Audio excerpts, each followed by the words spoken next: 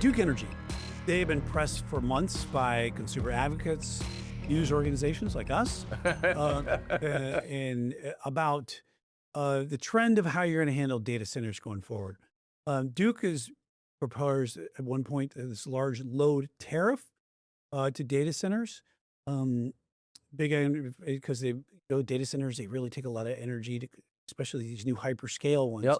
But are they going to pay their fair share, their balanced share, what they should when it comes to the usage? And Duke has recently also come down with their request for hiking consumer prices. The hike is going to be down from 18% to around 13%. But what can consumers do going forward when it comes to how this is being handled? Well, I mean, I'd say, first of all, continue to watch these type of things so they're not happening without you recognizing this. They're in open hearings. So this is going before the, Utility Commission, North Carolina Utility Commission. And so Duke Energy did an about face because originally they rejected claims that power-hungry facilities could overwhelm the electric grid. That was their entire argument before. Now, recently, they changed their position and submitted this argument back in late June. Duke proposed what it called a large load tariff, right? Because that's saying, all right, you're taking consumers, everyday users, not data center users, but everyday users. You're proposing a price hike for us, but you're not even addressing why the usage is going to go up, which is these large data centers. And so what they're proposing is that they have this requiring large electricity users to pay at least 75% of their maximum, sorry about that, their maximum potential load, right? And it's either up to 75 or 85%. That's will be in debate. That's typically folks that would be electric loads of 50 megawatts or greater. That what they're arguing is that will help take some of the burden off of consumers. That will allow them to lower it from that 18% for consumers to 13%.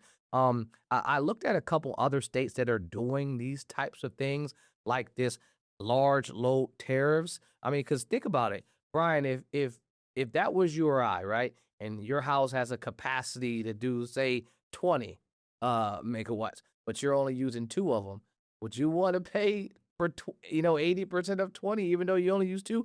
That's what they're proposing for these data centers. And so the opponents of that large load tariff would say, hey, that's going to make folks decide to not come to our state, because I know now as a business, I'm going to have to pay for energy that I'm not even using, right? But I can tell you that this has happened. It's happening all over the country, and it's folks that are deciding to find ways to ensure that they don't have to make individual consumers pay the load for that. Sorry, pun intended, but the load of the money portion. Right, exactly. I mean, because you're talking about Virginia, consumers, Indiana, municipalities, Kansas, everywhere. Everyone is concerned about how much they are paying, how much they are paying going forward, because these new hyperscale data centers are going to be a tremendous strain and drain on the electrical grid. It's all like a big cycle, though, Brien. Think about it. As AI increases, right?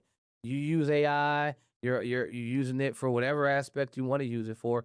Well, these large language models, right? They have to get their information from somewhere, and they need chips to support what they're doing, and they need data centers to support the chips. And so, as technology increases, the data centers are something that are going to come regardless. So now you have organizations, you have municipalities and states trying to figure out how they manage this in real time, because you have organizations like Duke Energy saying, we can see the load.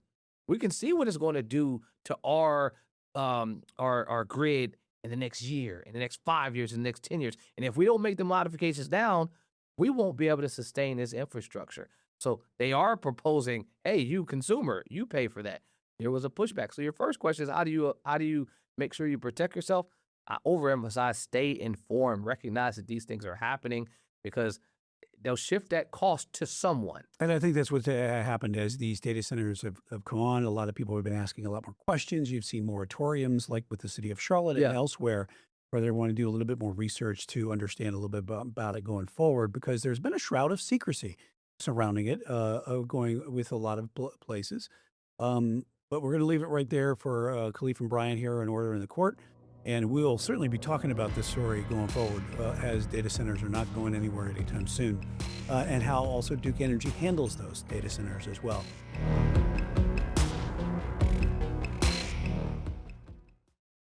Queen City News Plus. Just search Queen City News on your smart TV's app store.